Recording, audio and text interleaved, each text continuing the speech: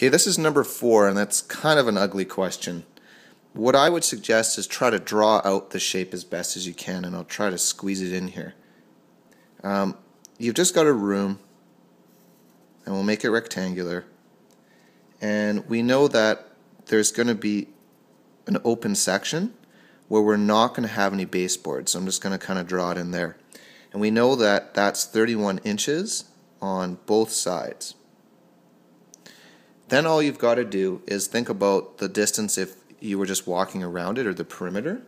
We know the top's 24 feet and 4 inches, so is the bottom.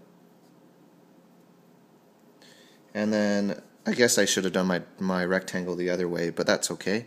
We know the other side is 18 feet 6 inches, and this will be 18 feet 6 inches.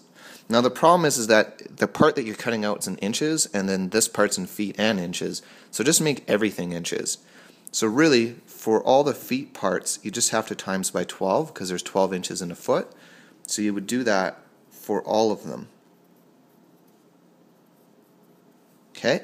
And then if you were just, forget about the baseboards, if you were just, or about these gaps, if you were just adding all the baseboards together, once you have all the inches, you would just add all the inches together all the way around. And if you wanted to figure out how much you would need minus the 2 gaps, just add the 2 gaps together and subtract it. So we know right away we're going to have to be subtracting 2 31 sections, because there's 2 parts where there's a gap. So this doesn't make any sense, so just get rid of it.